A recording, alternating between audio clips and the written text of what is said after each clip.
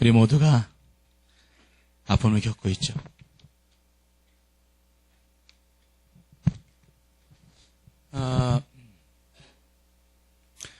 그래서 그동안에 여러분들도 여러 가지 말씀을 들었겠습니다만은 어떻게 우리가 그런 문제들을 이제 극복할 거냐 하는 문제들을 오늘은 여러분과 함께 나누려고 합니다. 우리 교회에서 권사님들 말씀을 이렇게 들어보니까 자꾸 이렇게 눈물만 나고 할 의욕도 생기지 않고 그런다고 그래요. 그래서 본교회에서는 이제 고통에 대한 설교 오늘이 세 번째인데 그동안에는 고통의 원인이 뭐냐, 왜 이런 고통이 찾아오는가 하는 이야기들을 좀 했고, 지난주에는 하나님의 침묵에 대해서, 왜 하나님이 침묵하고 계신가, 우리가 기도하고 있는데 왜 하나님은 역사하지 않나, 하나님의 침묵에 관련된 이야기들을 이제 살펴보았거든요. 이제 오늘은 우리가 구체적으로 이 고통이 찾아왔을 때 우리는 어떻게 그 고통을 해결할 것인가 하는 문제를 오늘 여러분과 함께 나누려고 합니다. 예수님께서 이 땅에 오신 이유 중에 가장 중요한 것은 여러분들의 모든 죄를 사해 주시려고, 저와 여러분들의 죄를 사해 주시려고 오셨는데요. 이 고통이라고 하는 거, 이 땅에 고통이 생긴 가장 근본적인 원인은 뭐냐면 죄 때문에 생긴 거예요. 그래서 창세기에 보면 아담과 하와가 죄를 지었을 때, 그래서 여자들 해산의 고통, 남자들이 땀 흘림의 고통, 그 다음에 우리 인간만이 아니라 온 자연이 고통 속에 빠지게 되는 일들을 저희가 보게 되는데, 그래서 주님께서는 이 땅에 오셔서 우리 십자가를 통해서 우리의 모든 죄를 용서하셨는데, 그때 우리의 죄만이 아닙니다. 죄의 결과로 생긴 고통까지도 우리 주님께서는 본인이 짊어지셨다라고 말씀하고 있는데요. 자, 이사야 53장입니다. 자, 같이 한번 읽어보겠습니다. 시작. 그는 실로 우리의 질고를 지시고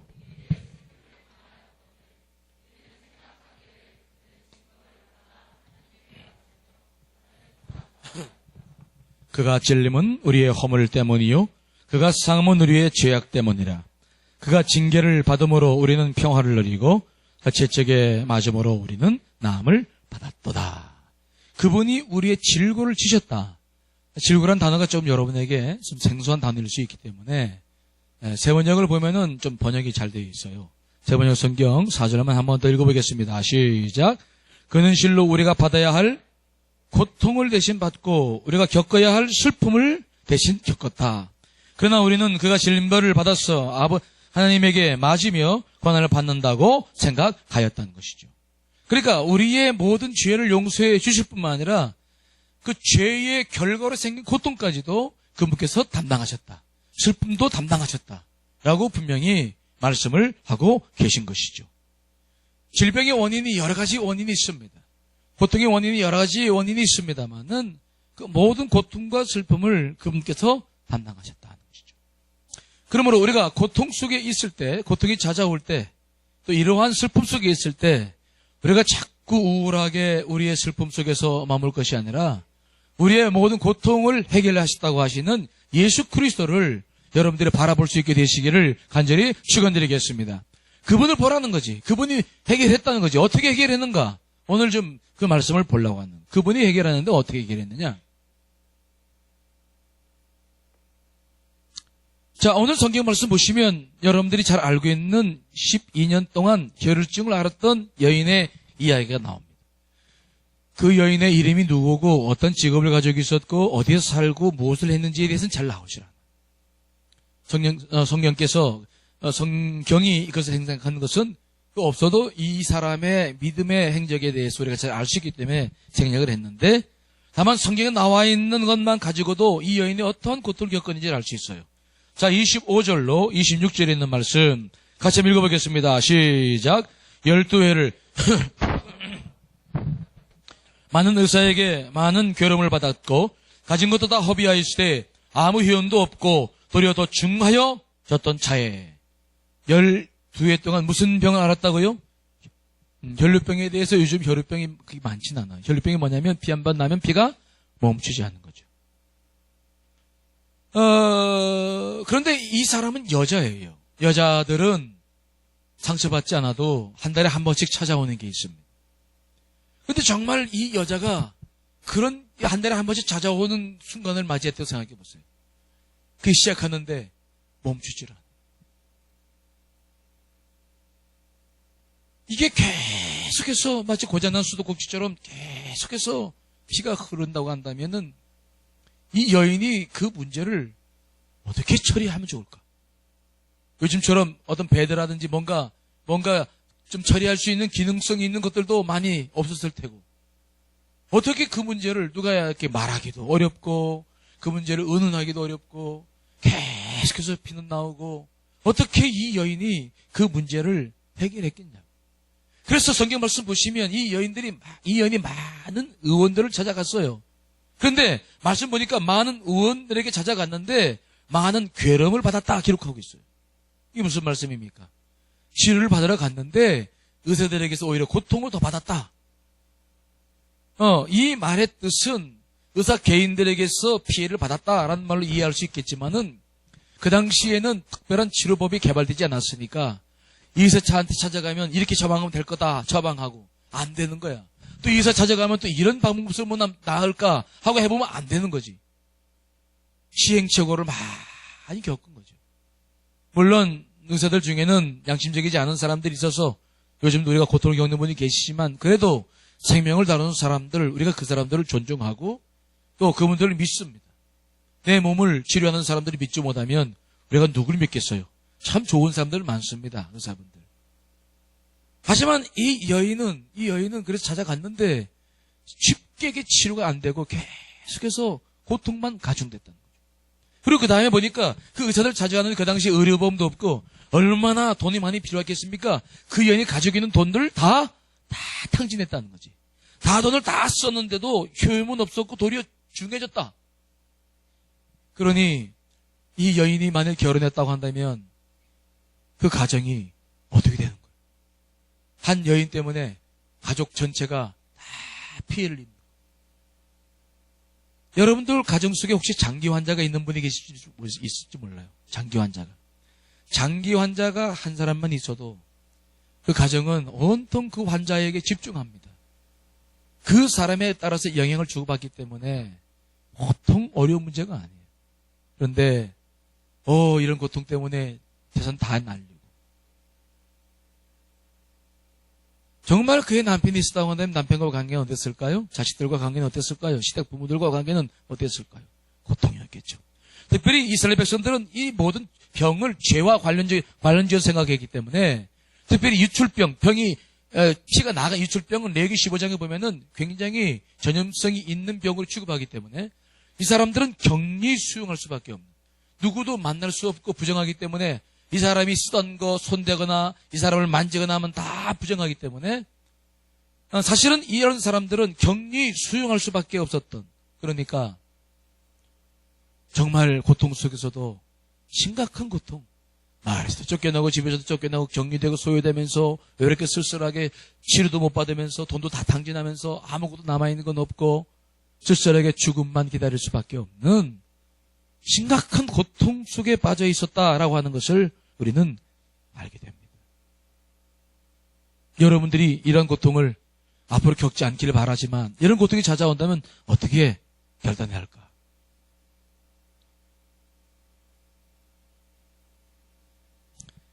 자, 그런데 사람들이 어떤 고통을 겪으면서 절망에 빠지면요. 첫 번째 어떤 현상이 벌어지냐면 여러 가지 음성이 들려와요. 우리 교우들도 암에 걸려서 이제 병원에 입원을 하잖아? 가보면 목사님 상의할 게 있습니다. 뭐냐고. 병원에 입원하면은 누가 어떻게 알고 찾아오는지 이거 먹으면 낫는다고 여기 가면 낫는다고 그러고 수없이 많은 이야기를 듣는다는 거예요. 우리가 고통과 절망 속에서 모든 문제를 시작할 때 가장 중요한 점은 뭐냐면 무슨 소리를 듣느냐가 중요해요. 첫째, 우리에게 들려오는 소리는 뭐냐면 사탄의 음성이 들려옵니다. 사탄. 이 사탄은 어떤지 인간들을 낙심시켜서 삶의 소망을 빼앗는 거야. 지금 세월호 사건 때문에 또 유가족이 지난번에 자살했는데 또 자살 한 번이 또 자살을 또 한 것 같은데.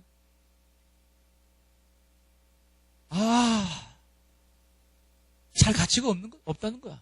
네가 살아야 될 이유가 없다는 거지. 더 이상 소망이 없다는 거지. 네가 여기서 더 이상 살아서 뭐 하겠다는 거야. 사탄은 말합니다. 됐다. 저 세상 가서 잘 살아라. 끝내라. 여러분들이 고통이 찾아왔을 때마다 첫 번째 이 사탄의 음성을 분별하실 간절히 축원드리겠습니다.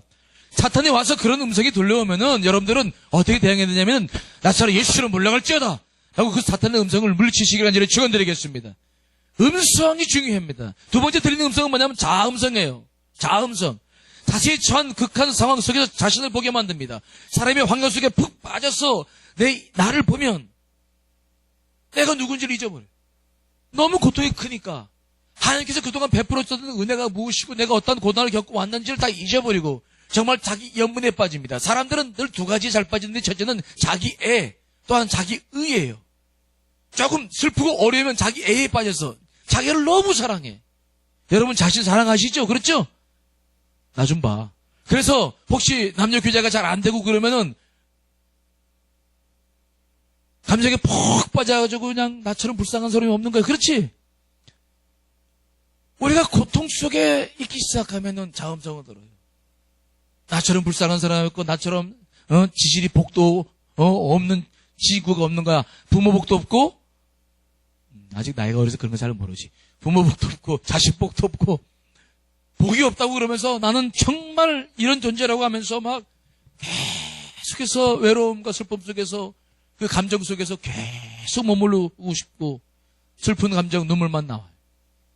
특별히 사람들은 어떤 사건의 정황 속에서 사건을 이성적으로 보는 눈보다 이게 감정이 치우치기 시작하면 더 큰 영향력을 받기 때문에 정말 감정이 함께 오면 그 일이 막 진짜 같다. 내가 겪는 일이 제일 어렵고 제일 고생되고 나처럼 고생하는 사람 없고 그래서 다른 사람의 말에 귀가 안 들어와요. 그가 무슨 말하면 막 안 들으려고 그러고 도망다니고 안 만나려고 그러고 확 걸어잠그고 자기 속에 빠져있는 이유가 어디 있느냐? 자기 음성 때문에. 자기 음성.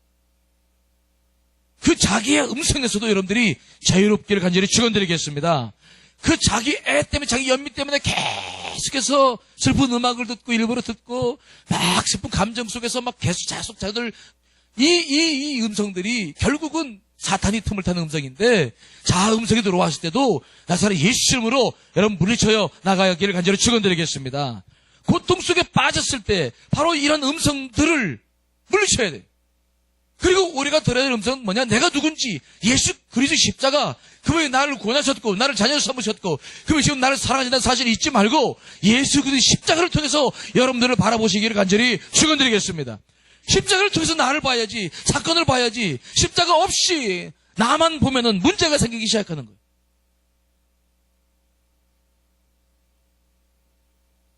오늘도 고통 속에 있던 이 여인이 어떻게 회복했습니까? 회복했던 이유, 원인이 무엇입니까?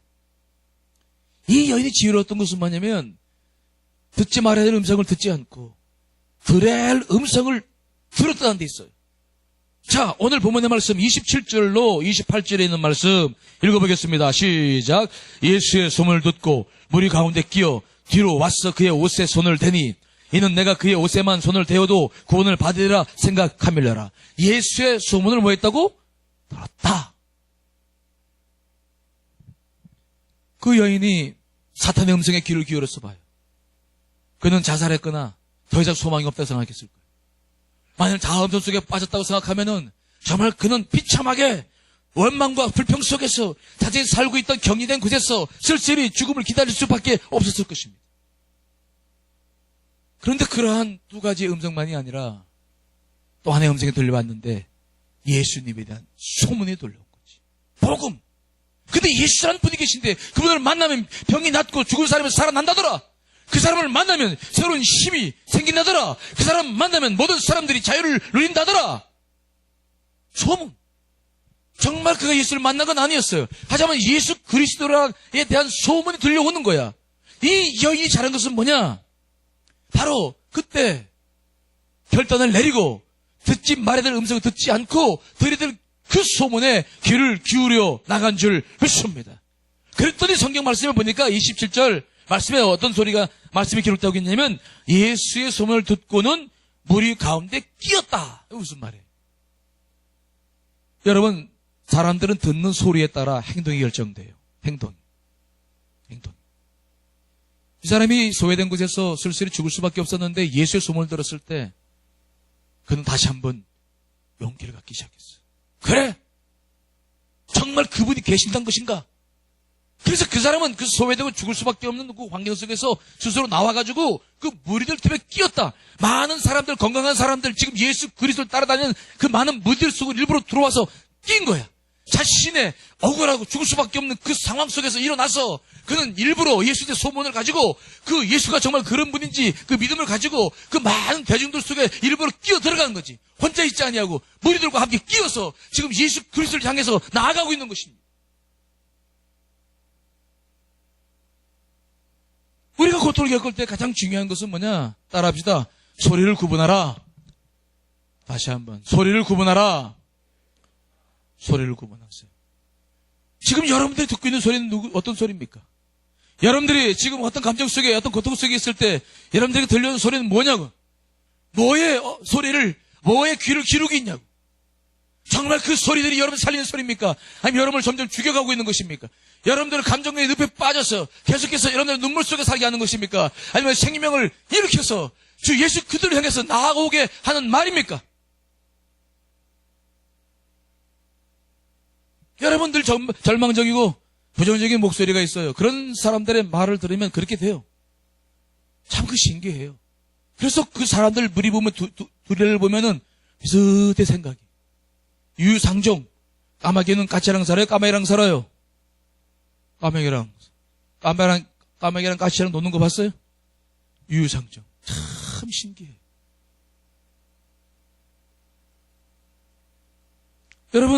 여러분들이 늘 기억해야 될 것은 뭐냐? 내가 지금 어떤 목소리를 듣고 있는가? 어떤 목소리인가? 이거를 여러분들이 확인해야 돼요. 모세가 하나님의 부르심을 받았을 때 여호수아와 이스라엘 백성들은 낙심했어요. 왜? 모세가 지난 40년 동안 이스라엘 백성들을 이끌었어요. 홍해를 갈랐고, 물론 하나님께서 하신 것이지만 모세가를 통해서 그 일을 하셨고, 반석을 쳐서 물을 먹이고, 불기둥과 구름 기둥으로 예수 그리스도 모세를 통해서 이스라엘 백성들을 인도하셨고, 그 놀라운 일들을 모세가 주도가 돼서 그 일들을 이뤄왔는데 모세가 하나님의 부르심을 받은 거예요. 얼마나 여호수아가 낙심되고 얼마나 이스라엘 백성들이 낙심됐을까요? 근데 여러분, 사람들은요, 낙심돼서 두려우면은 두 가지 현상이 생깁니다. 따라합시다. 두려우면 분별력이 사라진다. 두려우면은 분별력이 사라져요. 분별력. 동물원과 같은 데 보면은 뱀이 쫙 와가지고 쥐를 딱 쳐다봤을 때, 쥐가 뱀을 딱 봤을 때, 저 좀 봐요, 눈을 뜨고. 뱀이 딱 쳐다보면 어떻게 돼? 쥐가 뱀을 딱 쳐다봤으면 도망가야 돼? 그냥 바라만 봐야 돼? 근데 쥐가 도망가요? 그냥 바라만 보고 있어요? 어떻게 알아? 봤어. 동물의 왕국 보면은 참 멍청해. 쥐들이 뱀을 보면, 걔가 입을 벌리고, 도망가야 되는데, 두려우니까 분별력이 순간 필립이 끊겨요. 그때 뱀이 팍 잡아먹죠.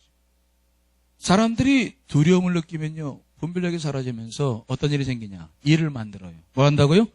일을 만들어. 두려움은 일을 만들어. 그 일은 절대적으로 쓸데없는 일이에요. 또 함정에 걸리고, 또 넘어지고.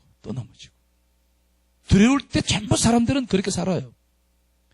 그렇기 때문에 하나님께서도 여호수아와 이스라엘 백성들에서 알기 때문에 하나님께서 여호수아에게 하신 말씀이 뭔 줄 아세요? 자, 여호수아 1장 6절 8절 말씀 읽어보겠습니다. 시작. 강하고 담대하라. 너는 내가 그들의 조상에게 맹세하여 그들에게 주리라 한 땅을 이 백성에게 차지하게 하리라. 오직 강하고 극히 담대하여 나의 종 모세가 내게 명령한 그 율법을 다 지켜 행하고 오르나 저르나 취시지 말라. 그러면 어디로 가든지 형통하리니 율법책을 내 입에서 떠나지 말게 하며 죄의 것을 묵상하여 그 안에 기록된 대로 다 지켜 행하라. 그러면 내 길이 평되게 될 것이며 내가 형통하리라. 하나님께서 모세에게 강조한 것은 뭐냐면은 강하고 담대하라 라고 말씀하십니다. 오르나 좌로나 취시지 말라 라고 말씀하십니다. 그러기 위해서 한 가지를 이야기하는데 뭘 말씀하시냐? 오직이라는 단어. 오직 하나님의 말씀을 내 입에서 떠나지 말며 주의 것을 묵상하라. 그 고통이 찾아오고 슬픔이 찾아오고 두려워왔을 때 하나님께서 그 여호수아에게 한 말씀 뭐냐면 하나님의 말씀을 그때 그가 가지고 있던 말씀은 무엇입니까? 모세 오경을 가지고 있었겠죠? 창세기, 출애굽기, 레위기, 민수기예요. 그 여호와의 말씀을 입에서 떨어뜨리지 말고 계속 말씀을 읽고 묵상하라는 거예요. 왜 그렇습니까? 이게 무엇을 말하는 거예요? 그렇지 않으면 다른 생각들이 들어와서 자꾸 일을 만들어. 이렇게 하면 좋을까? 저렇게 하면 좋을까? 두려움에 빠져버려요. 사탄의 음성 속에서, 자아 음성 속에서 오르나 좌로나 치칠 수밖에 없기 때문에 하나님께서는 그 모든 소리를 듣지 말고 오직 하나님의 말씀 속에 있어라. 그래야 네가 모든 일이 형통할 것이다 라고 말씀하고 있는 거예요. 여러분 고통 속에 있을 때에는 들어야 할 음성을 찾으시기를 간절히 축원드리겠습니다. 들어야 할 소리를 들어야 된다고. 소리를 구분해야 돼요. 자, 여러분들을 살펴보세요. 여러분들 고통 속에 어떤 고통 속에 있는지 모르겠지만 지금 어떤 음성이 여러분을 잡고 있습니까? 어떤 소리가 여러분들을 붙잡고 있냐고요. 소리는 사람들의 행동을 결정해요.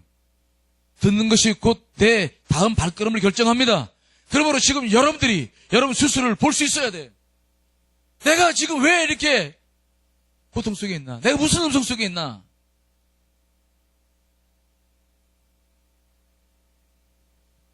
그런데 오늘 이 성경 속에 나와 있는 여인은 사탄의 음성과 자아 음성을 물리친 다음에 예수 그리스도의 소문, 복음을 탁 들었는데 중요한 것은 뭐냐면 그 소문을 듣기만 한 것이 아니라 그 소문을 믿음화시켰다. 믿음으로 바꿨다는 것이죠. 그 여인은 예수님에 대한 소문을 들은 다음에 뭐라고 생각했냐? 내가 그렇다고 한다면 예수 그리스도의 옷자락만이라도 내가 손을 대면 구원을 받을지 않겠는가? 믿음으로 소문을 믿음으로 바꿔버린 거예요. 왜? 그동안 수고했던 모든 것들이 헛수고였어요. 정말 마지막 남은 것이 있다고 한다면 정말 그 소문밖에 없는 거지. 그래서 그 소문의 전체를 다 걸고 믿음을 다 가지고 그 소문을 향해서 달려가기로 결정을 한 것이죠. 하나님의 기적은 언제든지 계시. 하나님께서 언제 기적을 일으키냐면은 하나님께서 말씀하신 그 말씀과 깊은 관계가 있어요. 그 말씀이 현실화되는 그 증명의 요소 가운데 하나가 기적이에요. 믿음이 그래서 아주 중요한 거죠. 이 여인의 소문을 믿음화시켰다고 하는 것은 아주 중요한 겁니다. 그 믿음 때문에 예수의 능력을 경험할 수 있기 때문이죠. 이런 예는 구약 성경에도 찾아볼 수 있는데 여호수아가 여리고성을 침략에 들어갔을 때 침략하기 전에 두 사람의 정탐꾼을 보냈어요. 그 정탐꾼이 위급하니까 어디에 숨었냐면은 그 여리고성에 있는 주막에 쑥 들어가서 숨었는데 그 주막 주인 기생이었던 라합이 그 두 사람을 옥상에 숨겨두었어. 자기 민족을 배반한 것이죠. 어떻게 자기 민족을 멸하러 온 사람들을 숨겨주고 자기 민족을 배반할 수 있었습니까? 기생 라합은 자기가 들었던 소문이 있었고 그 소문을 믿음으로 지금 바꾼 거예요. 자, 여호수아 2장 8절 11절에 있는 말씀 읽어보겠습니다. 시작. 또 그들이 눕기 전에 라합이 지붕에 올라가서 그들에게 이르러 말하되 여호와께서 이 땅을 너에게 주신 줄을 내가 아노라. 우리가 너희를 심히 두려워하고 이 땅 주민들이 다 너희 앞에서 간담이 녹나니 이는 너희가 애굽에서 나올 때에 여호와께서 너희 앞에서 홍해 물을 마르게 하신 일과 너희가 있던 저쪽에 있는 아모리 사람의 두 왕 시온과 옥에게 행한 일 곧 그들을 전멸시킨 일을 우리가 들었음이니라. 우리가 듣자 곧 마음에 녹았고 너희를 말미암아 사람이 정신을 잃었나니 너희 하나님 여호와는 위로는 하늘로서 또 아래로는 땅에서도 하나님이시니라. 무슨 말입니까? 이미 40년 전에 하나님께서 이스라엘 백성들을 출애굽시키면서 홍해를 갈랐어요. 근데 이 홍해를 갈랐던 사건이 바로 이스라엘 백성들에게만 믿음을 준 것이 아니라 이 가나안 7 족속들에게는 너무 그 두려움이었어. 그 소식을 들었을 때 이들은 간담이 녹아버렸어. 간담이 녹았다고. 그리고 점점 그들이 이제 요단강 쪽으로 가나안 쪽으로 돌아오면서부터 아모리 사람의 두 왕, 정말 가장 강력했던 시온과 옥을 전멸시킨 사실을 들었을 때 그들은 막 정신을 잃어버리고 그 정도로 그들은 두려움에 떨었어.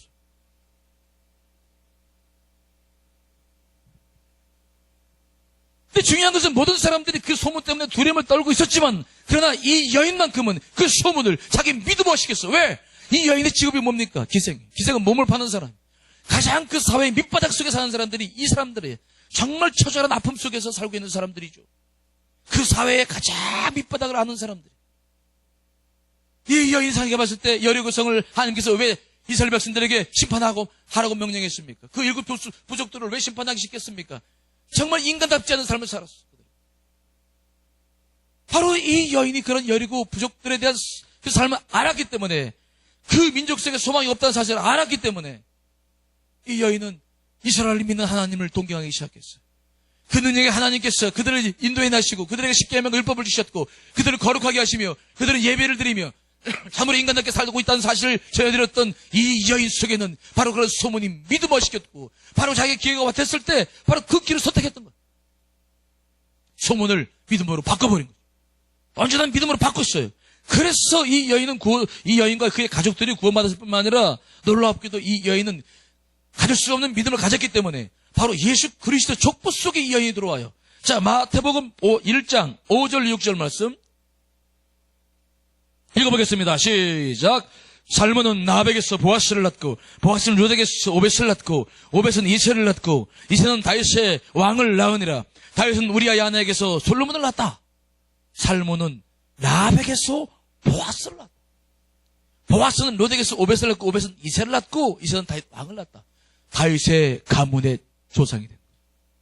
이 가문을 통하여 예수 그리스도가 이 땅에 오시는 것입니다. 무엇을 말씀하고 있는 겁니까? 우리 하나님께서도 가장 소중히 여기는 게 뭔 줄 아세요? 우리 출신 아닙니다. 우리 민족이 아닙니다. 우리 직업이 아니에요. 정말 그분이 보시는 것은 바로 뭐냐면 저와 여러분들의 믿음인 줄 믿습니다. 믿음을 보시는 거예요. 믿음 때문에 이 기생이고 이방인 여인을 자신의 족보 속에 올릴 만큼 우리 하나님은 믿음을 그렇게 소중히 여기시는 거예요. 하나님과 내가 관계 맺는 것은 딱 믿음밖에 없는 겁니다. 믿음밖에 없는 거예요. 근데 놀라운 일은 뭐냐? 소문을 믿음으로 발전시켰더니 어떤 일이 벌어집니까? 그 다음부터는 믿음이 일을 해요. 믿음이, 따라합시다. 믿음이 일을 한다. 자, 29절 31절 말씀 같이 읽어보겠습니다. 시작.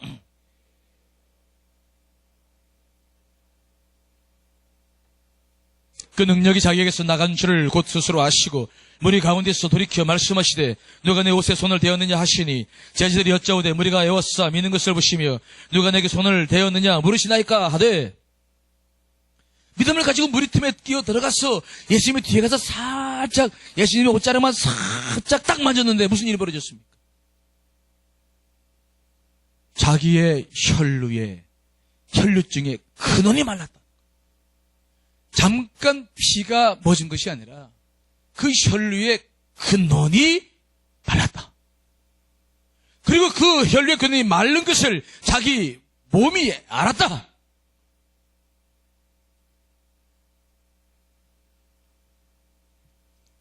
만일 우리가 온전한 믿음을 갖게 된다면 여러분들이 겪고 있는 모든 아픔의 근원적인 문제들이 이렇게 해결된다는 사실을 믿으시기를 간절히 축원드리겠습니다. 믿음은 그렇게 굉장히 중요한 일을 하는 거예요. 고통의 원인 속에서 우리가 매달릴 것이 아니라 그럴수록 믿음을 갖고 전진하면 그 고통의 근원이 말라버립니다. 특별히 30절을 보니까 믿음의 손이 예수님의 옷자락을 딱 만졌는데 어떤 일이 벌어지냐고. 예수님의 능력이 뭐라고요? 밖으로 나가는 거예요. 여러분, 그 사실을 예수님께서 직접 느꼈어요. 그래서 말씀하시기를 누가 내게 손을 대었느냐 물으시는 거예요. 그 얘기를 듣고서 있는 제자들은 이해가 되죠. 아이고, 예수님. 지금 이렇게 많은 사람들이 지금 예수님 곁에서 지금 밀고 당기고 서로 스치고 다니면서 이렇게 지금 이고 있는데, 아니, 누가 예수님의 옷을 만졌다는 겁니까? 그걸 누가 어떻게 발견합니까? 이렇게 많은 사람들이 지금 스치고 막 그러지 않습니까? 아니라, 내게서 능력이 나갔다. 능력이 나갔다는 거예요. 믿음의 손으로 만진 것은 언제나 예수 그리스도의 능력을 가져오게 되는 줄 믿습니다. 믿음이 없는 손들은 아무리 가서 예수 그리스도의 옷을 만지고 그를 보응하고 악수하고 그와 함께 해도 믿음이 없는 손들은 아무것도 경험할 수는 없어요. 하지만 정말로 믿음 있는 사람들은 정말 살짝 가서 예수 그리스도의 옷자락에 손만 대도 예수 그리스도의 능력이 그 사람에게 전달되는 줄 믿습니다. 그게 오늘 본문이 우리에게 주시는 가장 큰 은혜예요. 믿음의 손이라. 여러분들에게 정말 주 예수 그리스도에 대한 믿음이 있습니까? 저 좀 보세요. 믿음이 있어요? 그분이 나를 구원하셨고 그분께서 내 미래를 책임지시고 그분께서 지금 여러분들의 고통을 해결해 주신다는 믿음을 갖고 있습니까? 믿냐고? 교회에 나와서 예배를 드리는데 정말 여러분 속에 예수 그리스도에 확고한 믿음이 있느냐고요. 저는 지금까지 인생을 살아오면서 참 믿음으로 달려온 인생이었어요. 저는 그래서 믿음에 대한 아주 많은 경험들이 있어요. 믿음이 뭔지를 알아요. 또 얼마나 힘든지도 알아요. 하지만 믿음이 있을 때에는 놀라운 역사가 일어나는 것을 매번 경험합니다. 믿음. 정말 이 여인은 소문만 듣고도 그것을 믿음으로 만들어서 예수 그리스도에 들어가서 옷자락만 살짝 만져놓으면 되겠다라는 믿음을 가졌는데, 여러분들은 정말 예수 그리스도 앞에 와서 무릎을 꿇고 기도하면서 그분께 모든 것을 맡기고 기도했을 때 정말 그분께서 여러분들의 모든 문제를 해결할 것을 믿느냐, 그런 말이에요. 그런 믿음이 있습니까? 있어요? 기도하면서도 믿음이 있냐고? 에이, 들어주시면 감사하고 안 들어주셔도 감사하고 다 주님의 뜻이지 뭐. 지금 우리가 이 젊었을 때부터 해야 할 일은 믿음을 경험하는 일이에요. 믿음을. 제가 간증을 안 하려고 그러다가 안 할 수가 없는 게, 여러분 나이 때 경험했던 것들이 있으니까 간증을 하나 좀 하고 넘어가려고. 저는 여러분들이 알다시피 참 어려운 삶을 살았어요. 진화대에 들어간다고 그래서 집에 쫓겨나가지고 참 서러운 삶을 살면서 전 공부를 했기 때문에 그 길을 잘 알아요. 제가 우리 교회에서 부목사 생활하다가 이제 미국에 유학을 가려고 공부를 마음을 내게 주셨을 때, 그때 나이가 35살이었어요. 공부하기에는 늦은 나이였어요. 돈도 없었어요. 기도하니까 하나님께서 마음을 주셔서 어떻게 할까 그러다가 이제 시인이가 유치원 다니고 예인이가 2살인가 3살인가 했어. 집사님이랑 시골 내려보내고 제가 이제 토플을 서울 가서 혼자 준비를 하는데 참 쉽지 않더라고요. 영어 공부가 여러분 해봐서 알지만 쉽지 않아요. 우리 때 그때는 뭐 토플만 준비하면 됐었는데 토플이 쉽지 않더라고요. 공부를 평소에 영어 공부를 충분히 했으면 모르겠는데 그렇지 않았고 하니까 정말 힘들다. 그것뿐만 아니라 경제적인 문제도 그렇고 미래도 그렇고 과연 내가 공부해서 뭘 할 건가 생각하면 답답하고 정말 기대할 게 아무것도 없었어요. 하지만 주님께서 내게 주신 말씀이 있었기 때문에 제가 한 일은 그 말씀 앞에 순종하는 것이었어요. 그래서 딱 사역 내려놓고 다 모든 걸 포기하고 배수에 진을 치고 그리고 이제 공부하기 시작했죠.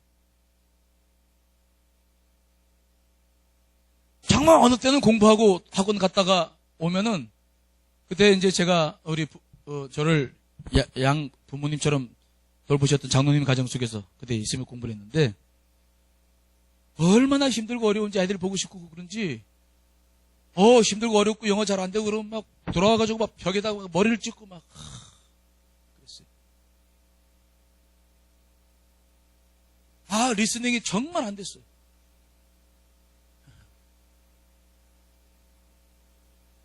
미리 준비를 했으면 좋은데 그러지 못하고 단시일 내에 또 너무 길면 또 안 되고 나이고 있고 하니까 밖에서 요구하는 점수는 높고 그래서 막 믿음을 가지고 그런데 하기 시작하면서 경험하는 게 있었는데 참 신기하죠. 공부도 참 기도하고 결사적으로 달라붙으니까 그 영어라는 것도 말이지 그게 내 지식만 갖고 되는 게 아니야. 그게 성령님이 도와주는 게 있어요. 열리는 게 있어요. 무슨 말씀이 이해되시나요? 내가 지금 영어를 잘한다는 거 아니야. 미국에서 공부 5년 했지만 영어 잘 못해요. 그런데 영어 좀 하긴 하지. 근데 좀 잘 못해. 스피킹 같은 경우는 정말 나이 들어서 하니까 이게 머리로 영작 이거 안 되지. 가슴으로 영어가 안 되니까 지금 뭐 그런데 그래도 이게 있어. 믿음으로 모든 걸 시작하면서 나가니까 주님께서 순간순간 열어주는 게 있어요. 시험을 보는데 저는 4개월 보고 토플 그때 550점인데 그걸 통과했어요. 기적 같은 일이었어요. 있을 수가 없는 일이었는데 정말 그게 열리는 거야. 믿음을 가지고. 그 이외에도 정말 많은 경제적인 문제, 이런 것들 다 여러분 간증할 게 너무 많은데 믿음이라는 것이 무엇인지를 오늘 짧게 보여줄 수 있는 건 그거야. 공부도 해보니까 기도하면서 믿음을 가지고 쫙 들어가는데 이게 뭐 잘 땐 때마다 그냥 위에다가 써서 붙이고 그런 노력들도 노력들인데 그것만 가지고 안 돼. 하는 게 있어요. 어느 순간에 영어가 쭉 열려. 그거 경험. 하나님의 능력이 공부도 믿음으로 하니까 웃는데 웃는 친구들은 아직도 그 경제가 뭔지 모르는 거야. 정말 믿음으로 나아가는 이런 일들을 보니까 하나님 역사심이 있는 거야. 기가 막히게 학교도 아이트메이도 쉽게 받았고 가서 또 여러 가지 일이 있었지만 하여튼 믿음이 일을 한다는 사실들을 저는 언제든지 확신하고. 여러분 우리는 다윗을 잘 알아요. 다윗이 10대 중반쯤 아버지가 도시락 갖다 주면서 형들 갖다 줘라. 그래서 갔더니 골리앗 그 블레셋 그 싸우고 있었어요. 골리앗이 2m 70대는 그 거대한 사람이 창을 들고 나와가지고 이스라엘 백성들에게 나와라! 나랑 싸우자! 막 그러고 그랬어요. 한 사람도 그 표현 속에 기가 죽어서 가지를 못했어요. 사울도 그 멋있게 생긴 사울도 근데 그때 다윗은 너무 분이 나가지고 저 할례받지 못한 저것들이 우리 한 백성을 농락한다고 내가 싸우겠다고 막 나가니까 사울이 야야 잠깐 기다려봐라. 너 누구냐? 물론 사울을 위해서 수금을 탔던 사람이지만 너 누구냐? 나이도 많지 않고 키도 조그만 하고 내 키 조그만 사람들 우습게 보지 마라. 큰일은 키 조그만 사람들이 해. 근데 하여튼 다윗이 그러니까 사울이 너 잠깐 기다려라. 왜? 이 싸움은 다윗 혼자의 싸움이 아니에요. 다윗이 치면 이스라엘 민족들이 그 블레셋 앞에 무릎을 꿇어야 되는 거야. 거기서 하라는 대로 다 해야 되는 거야. 그러니까 다윗을 그냥 보낼 수가 없는 거예요. 너 안 된다고 얘기하니까 그때 다윗이 그 사울에게 강력하게 주장하는 게 있었어요. 두려워하지 않고 그 모든 사람이 두려워했을 때 두려워하지 않고 강력하게 자기를 드러내고자 하는 것이 있었어요. 뭡니까? 자, 사무엘상 17장 34절 37절 이 물 좀 더 갖다 줬으면 좋겠네. 자, 같이 읽습니다. 시작. 다윗이 사울에게 말하되 주의 종이 아버지 양을 지킬 때에 사자나 곰이 와서 양떼에서 새끼를 물어가면 내가 따라가서 그것을 치고 그 입에서 새끼를 건져내었고 그것이 얼마나 나를 해고자 하면 내가 그 수염을 잡고 그것을 쳐 죽였나이다. 주의 종이 사자와 곰도 쳤은즉 살아계신 하나님의 군대를 모욕한 이 할례받지 않은 블레셋 사람 일이니까 그가 그 심성의 하나가와 같이 되리이다. 또 다윗이 이르되 여호와께서 나를 사자의 발톱과 곰의 발톱에서 건져내셨은즉 나를 이 블레셋 사람의 손에서도 건져내시리이다. 사울이 다윗에게 이르되 가라 여호와께서 너와 함께 계시기를 원하노라. 다윗이 두려워하지 않는 이유가 뭡니까? 다윗에게서 역사하는 것이 뭡니까? 믿음이에요. 왕이요 내가 목동이었습니다. 내가 양을 쳤습니다. 근데 그때 양을 쳤을 때 그 사자와 곰들이 내 양을 물어갔을 때 내가 쫓아가서 그 아가를 벌리고 사자 입에서부터 내 양을 건져냈나이다. 만일 그들이 나를 하려고 그러면 그의 수염을 붙잡고 내가 그거 싸워서 그걸 이겼나이다. 사자의 발톱과 곰의 발톱에서부터 하나님은 나를 지키셨는데 내가 저 할례받지 못한 저 이방 백성한테 내가 지겠습니까? 하나님이 나와 함께하지 않겠습니까? 다윗의 가슴 속에서 지금 매러치며 사울에게 강력하게 말하고 있는 것은 바로 뭐냐고요? 믿음. 믿음. 믿음이 그를 지금 강력하게 붙잡고 있는 거예요. 믿음이 그를 강력하게 지금 두려워하지 않는 마음으로 나아가게 하는 거예요. 믿음이 그를 붙잡고 있을 때 그는 능력 있는 사람이 되어져서 앞으로 나아갈 수 있었던 것이에요.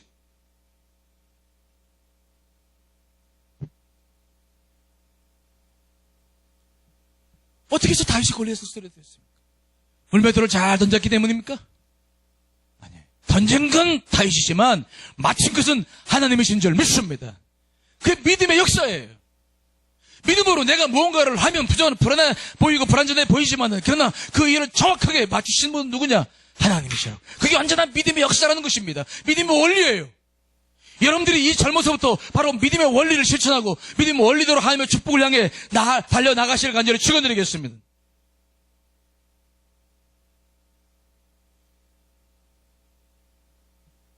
오늘 말씀을 보니까 이 여인이 놀라운 일이 벌어졌어. 자기가 갑자기 피가 다 흘렀는데 이게 다 말라버리고 본인이 알았어. 내가 정말 고침받았다. 그런데 예수님께서 누구냐? 나를 만진 게. 그렇게 나오니까 이 여인이 갑자기 죄송스러워서 죄인의 모습처럼 큰일 났구나. 내가 예수님께 상의도 못하고 예수님의 옷자락 만졌구나. 이거 어떡하나 하고 막 쩔쩔 매는데 근데 주님께서 그 여인을 찾으시죠. 자, 32절로 34절에 있는 말씀을 읽어보겠습니다. 시작.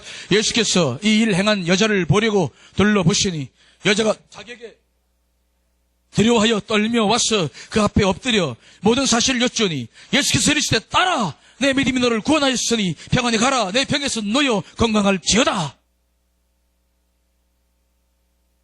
그 여인은 어쩔 줄 모르고 예수님이 찾으니까 예수님 앞에 무릎 꿇고 막 두려워서 막 어쩔 줄 몰라. 왜?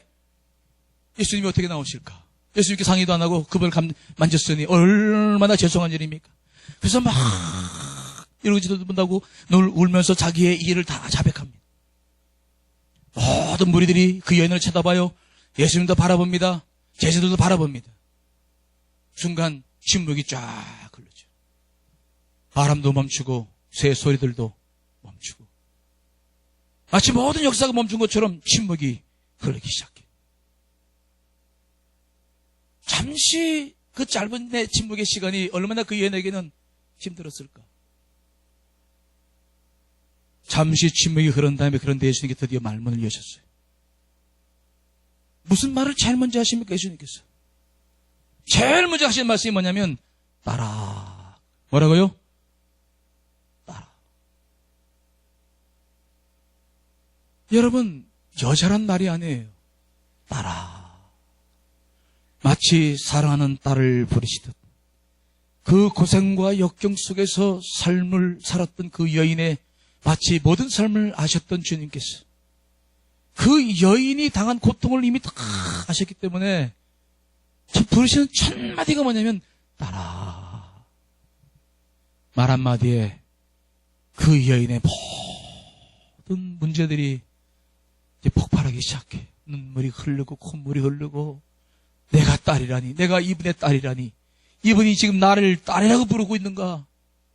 내가 집에서도 버림받고 가족들에게 버림받고 사회에서도 버림받고 나는 정말 처절한 여인이었는데 그 누구도 나를 받아주지 않고 나를 가족처럼 여겨준 사람이 없었는데 바로 이분께서 내 병을 고쳐주실 뿐만 아니라 나를 딸이라고 부르시다니. 딸아. 눈물이 흘면서 엎어지는 거예요.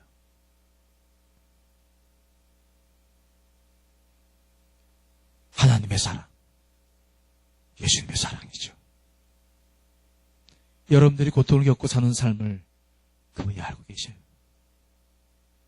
그분이 여러분 한 분들을 알고 계세요. 시편 139편에 보시면 하나님께서는 멀리서도 우리의 생각을 동촉하시는데 우리의 앉고 일어섬을 아신다고 그랬어요.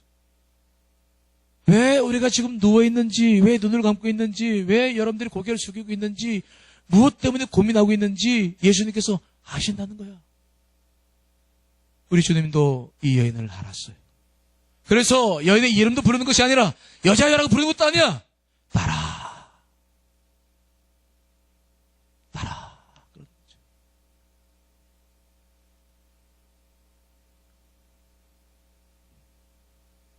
우리 교회를 처음으로 개척하신 목사님이 최유호 목사님이 지금 종교교회에 계시죠.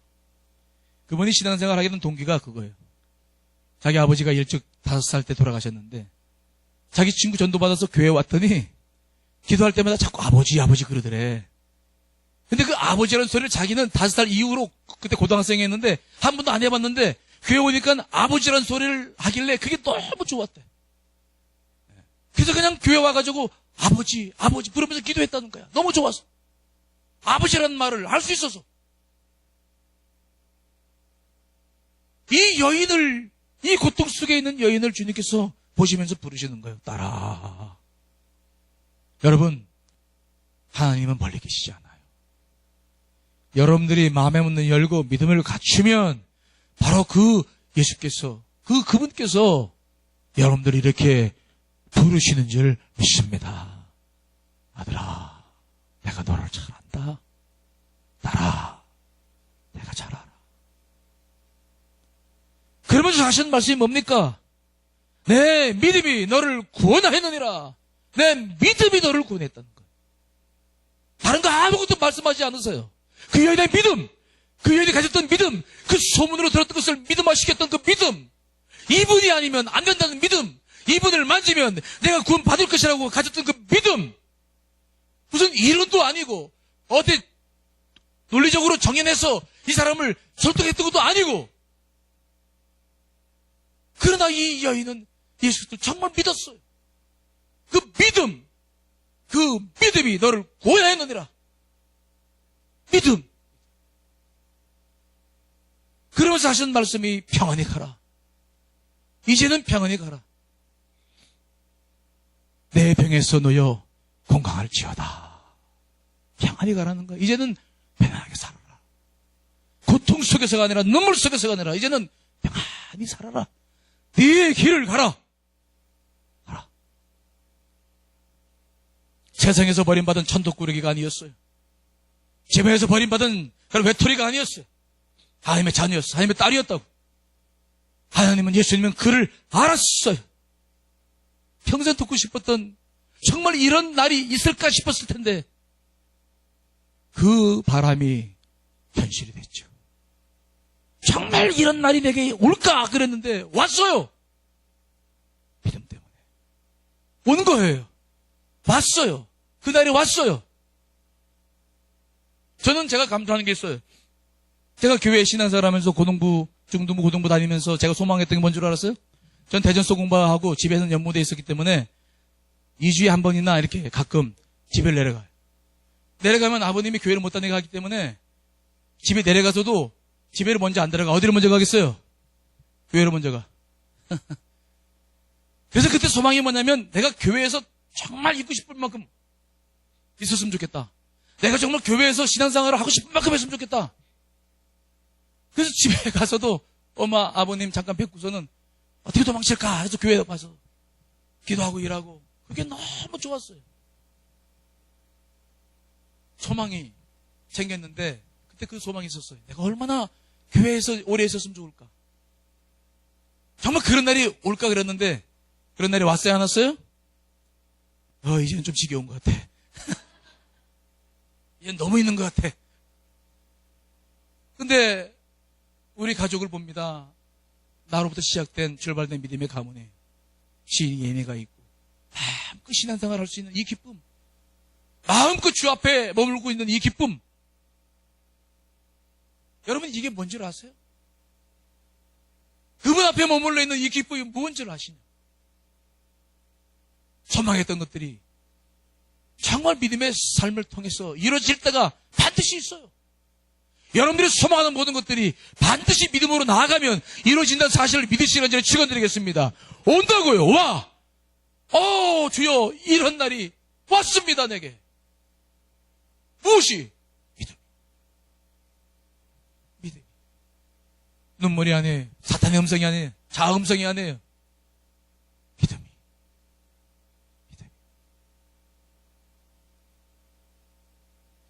여러분처럼 요즘 어려운 시기를 겪는 사람이 또 있을까요?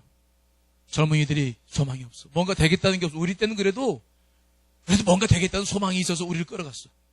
근데 요즘은 우리 딸도 있고 아들도 있고 다 여러분 다 내 자녀 같지만은 도대체가 어떻게 미래를 보장할 만한 것이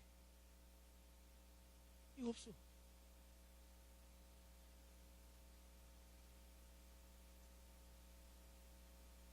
근데 여러분 그거 아세요? 주님은 준비된 사람들은 반드시 씁니다. 뭐라고요? 준비된 사람들은. 꼭 주의 종들만 되라는 거 아니에요. 반드시 여러분의 소망을 이루어 주실 줄 믿습니다.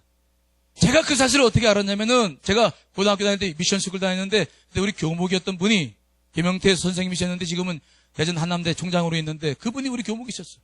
그분이 늘 열심히셨는데 그분이 저한테 하신 말씀이 경보야. 하나님은 준비된 사람은 꼭 쏜다. 미래는 지금 준비하는 것에 달려있다. 미래가 불안하다고 염려하지 말고 지금 네가 열심히 준비하는 것은 미래라는 사실을 잊지 말아라. 그분이 그 성경책에 보면 매콤하게 뭔가 써놓고 막 준비를 했고 그때 저도 그 이야기를 듣고 늘 현재 내 삶에서 해야 할 일이 무엇인지를 최선을 다했어요. 그랬더니 그런 일이 벌어져. 미래가 온다고. 제가 우리 교회에서 부모사를 했을 때 저는 부모사를 마치고 미국으로 공부하러 들어갔다가 왔는데 내가 우리 교회에 다시 담임 목사로 올 줄은 생각했을까요? 몰랐을까요? 생각했어요? 몰랐어요? 남의 일이라고 관심 없어서 가지고 그런 게 대답도 안 하고 그러지만 생각지 못했어요. 부모사 때 열심히 봉사를 했지만 다시 올 줄은 몰랐어요. 올 줄은 몰랐어요. 참 그런데 하나님이 쓰시고 보내시고 벌써 10년이 넘었네. 우리 교회 온 지가. 삶이라는 것은 언제나 그렇게 가능한 것들이 현실로 되는 것. 소망하는 것들이 현실로 되고 여러분들이 가지고 있는 비전들이 현실이 되는 것이죠. 모쪼록 오늘 본문의 말씀을 가지고 여러분 속에 다시 한번 온전한 믿음이 회복되기를 축원합니다. 다시 한번 저를 보세요. 저를 보세요. 믿음. 따라합시다. 믿음을 갖자. 예배만 그냥 드리지 말고 믿으세요.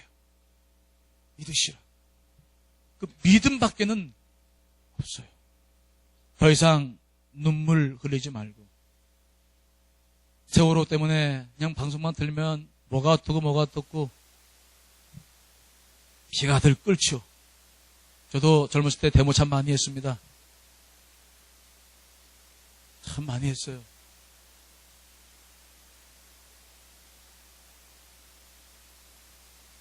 뭐 여기서 그런 얘기 할 게 아니지만 우리가 그런데 문제는 뭐냐? 바뀐다고 되는 게 아니더라. 인간이라는 자체가 못돼 처먹어서 악한 존재여서 계속 속고만 살아왔죠. 여러분 시대가 어려울수록 믿음을 가지세요. 진지하게 그분을 만나십시오. 그래서 어두운 시대 속에서도 불을 밝히는 여러분 되시기를 간절히 축원드리겠습니다. 자, 우리 다 같이 찬송 같이 부르시고 기도하겠습니다.